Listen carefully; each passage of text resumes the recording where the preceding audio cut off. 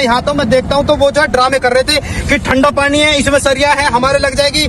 मैंने 2 गिली नहीं दागा। इसमें सरकारी महकमे का बहुत बड़ी गलती है। तो किसी भी तरीके से पुलिस को पता चली, 15 मिनट के अंदर अंदर वहाँ पे पुलिस पहुँच गई। पुलिस वालों को बदनाम करना हूँ मैं इस चीज को लेके, और इसी चीज लेके मुझ पे एक्शन होगा, ध्यान रखना तुम। जब मैं आज शाम को हम गाड़ी निकालने लगते अथॉरिटी वाले आते हैं, बोले सरदार जी ठीक हो? मैंने बोला ठीक हूँ। बोला सरदार जी हमारा ये कौन देगा इसका नुकसान? मैंने बोला यार तेरा तू ठीक है ऐसे आदमी, मैं मरने से बहुत मुश्किल से बचाऊँ, ये तुम लोगों की गलती है।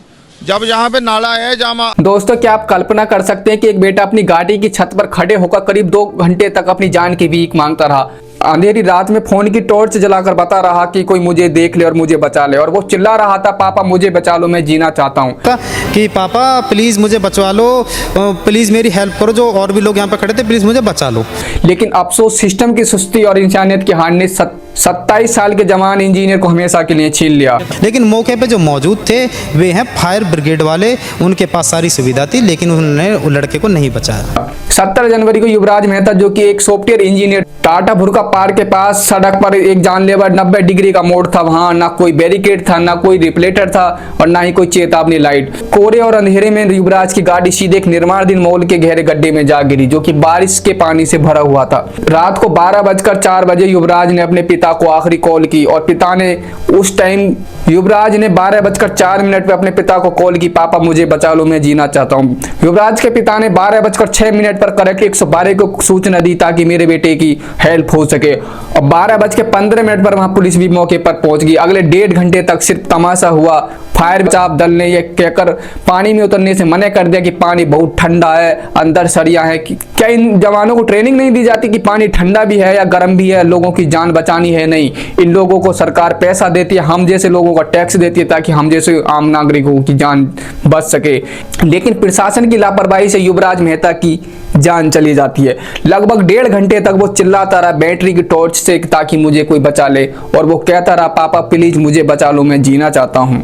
कुछ ही टाइम बाद डिलीवरी बॉय आता है और उसने ना देरी करते हुए 2 मिनट के अंदर वो युवराज को ढूंढने के लिए चला जाता है, और युवराज को करीब आधे घंटे तक देखता है और युवराज नहीं मिलता तो वो वापिस आ जाता है। और जैसे ही चश्मुद्दीन ने बताया कि वहां पर 100 लोग खड़े होकर तमाशा देख रहे थे, और उसने चश्मुद्दीन ने बताया कि जो डिलीवरी बॉय था कि सारा प्रशासन सिर्फ खड़े होकर तमाशा देख रहा था और श्लोक बना रहे थे। धुंध के कारण ही घटना हुई थी। घटना होने के बाद कम से कम 2 से 2.5 घंटे लड़का जीवित रहा, गाड़ी पे लेटा रहा था, बोल रहा था कि पापा प्लीज मुझे बचवा लो, प्लीज मेरी हेल्प करो, जो और भी लोग यहाँ पे खड़े थे प्लीज मुझे बचा लो।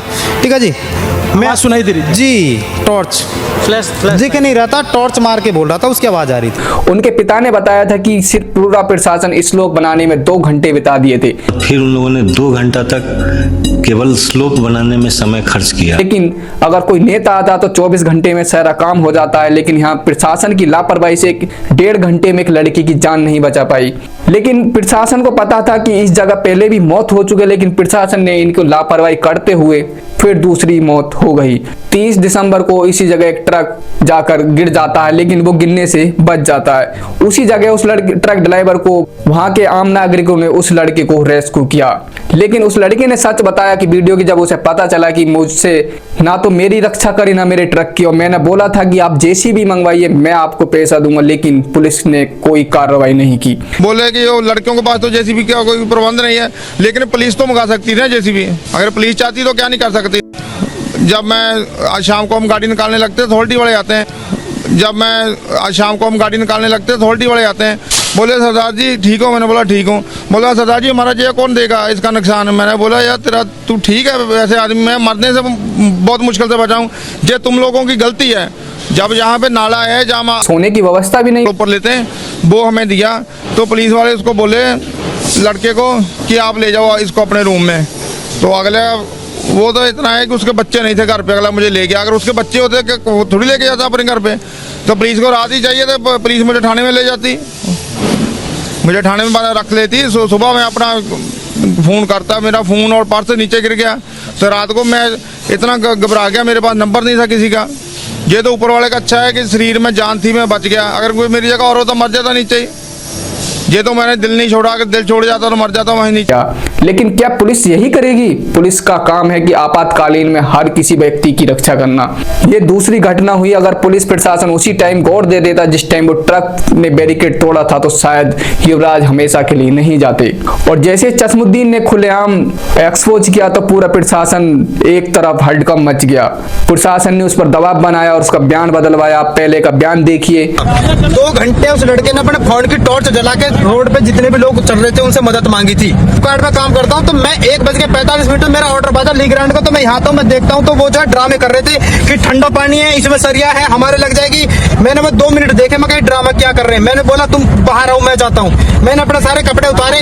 कपड़े उतारने के बाद मैं अंदर जाके देखता हूँ, मैंने अपना रस्सा बांधा कमर में। मैं कम से कम 50 मीटर भीतर गया रस्सा बांध के। मैं देख के आया, ना तो लड़का था ना ही वो गाड़ी थी। फायर ब्रिगेड वाले भी आ गए थे, पुलिस प्रशासन भी था यहाँ पे, कई गाड़ी पुलिस वालों की भी थी। ठीक है जी, कोई भी उसे नीचे बचाने के लिए नहीं तैयार, जबकि उनके पास सेफ्टी जैकेट भी थी, छोटी नाप भी थी, रस्सा भी था। कोई भी उसे बचाने के लिए नहीं था। इसमें सरकारी महकमे का बहुत बड़ी गलती है। और बात का बयान देखिए। तो किसी भी तरीके से पुलिस को पता चली, 15 मिनट के अंदर अंदर वहाँ पे पुलिस पहुंच गई। कुछ लोग मौजूद थे, उन्होंने पुलिस को कॉल की। 15 मिनट के अंदर पुलिस पहुंचने के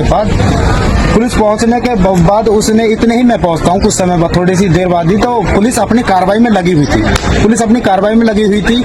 पुलिस उसे पूरा कोशिश कर रहे थे बचाने के लिए। वो सच्चाई बताए तो उसे बीजेपी के नेता, जितने भी मंत्री, उसे पुलिस प्रशासन दबाने की कोशिश करते हैं। लेकिन ज्यादा धुंध होने के कारण तालाब में ना तो लड़का दिख रहा था ना गाड़ी दिख रही थी। लेकिन लड़का उन्होंने पूरी मशक्कत के बाद लगभग कुछ समय बाद ही उसे बहुत जल्दी रेस्क्यू कर लिया था लड़के को। चश्मुद्दीन इस टाइम डरे हुए हैं और कह रहे हैं मुझे पुलिस जरूर कुछ ना कुछ करेगी और मुझे इस बात का डर है। पुलिस वालों को बदनाम करना हूं मैं इस चीज को लेके, और इसी चीज लेके मुझ पे एक्शन होगा, ध्यान रखना तुम है। क्या आम नागरिक की जिंदगी यही है? अगर कोई एक्सपोज करे।